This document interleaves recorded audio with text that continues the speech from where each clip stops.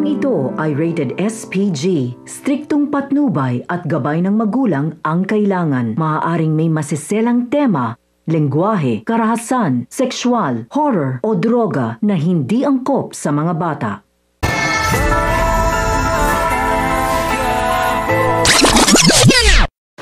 Sa pagpunta ni Mokang sa ospital upang ibigay kay Aling Nita ang perang nakulimbat nila ni Chiki kay Congressman ay sakto naman na inabutan niyang nire-revive ng doktor ang kanyang tatay Marsing dahil nga sa naubusan na sila ng oras at kailangan na talagang maoperahan ni Mang Marsing. Samantala kinausap ni Tess si Rigor at sinabi niya dito ang nangyari kay Camille na medyo may kamahalan umano ang pagpapa-ospital ni Camille. Tinanong niya nga ito kung baka meron itong natatabi dahil kailangan daw ni Camille para sa ospital. Ngunit iginit naman ni Rigor na wala na daw siyang ibibigay dahil responsibilidad ito ni David. Dumating naman si Mando sa kanilang bahay at ibinalita nga na pinapatawag na siya ni General dahil makakabalik na daw ito sa serbisyo. Sa kabilang banda, binulyawan naman ni Don Julio si Olga dahil alam daw niyang nagsisinungaling si Olga at kailangan daw niyang iharap sa kanila ang anak ni Ramon sa lalong madaling panahon. Kaya dito mas lalong uminit ang ulo ni Olga. Kaya naman pinaghanda niya ang kanya mga tauhan para muling magtungo sa pwesto nila Tinding sa Quiapo.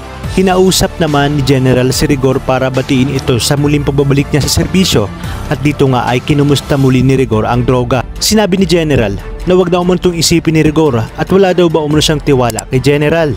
Habang sa ospital naman ay kinausap ni Mokang ang kanyang tatay Marsing na hanggang sa ngayon ay wala pa din malay. Sinabi niya nga sa kanyang sarili na gagawin niya ang lahat para gumaling ito at maoperahan na. Kinabukasan sinabi naman ni David kay Tinding na aalis daw siya. Saad naman ni David na wala daw mangyayari kung lagi lang siyang nasa tabi ni Camille.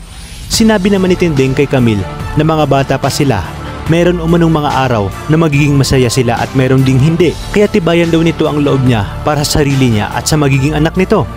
Nagtungo na nga si David sa bahay nila Camille upang humingi ng tulong. Sinabi nga ni David ang nangyari kay Camille at saad naman ng tatay ni Camille na wala siyang makukuha kahit 5 dahil ginusto daw nila ito at wala daw silang makukuhang tulong. At sa muling pagbalik ni Olga sa pwesto ay inabutan niya dito si Tess at muling pinakyaw ang kanilang mga paninda. At dito nga ay sinubukan ni Tess na umutang kay Beng. Naligid nga sa kanyang kaalaman na ito pala ay si Olga na siyang kapatid ni Ramon. Dito nga ay sinabi ni Olga kung meron daw buong itong gamit na pwedeng i-collateral para sa perang kanyang hihiramin. Kaya naman agad niya itong niyaya sa bahay nila.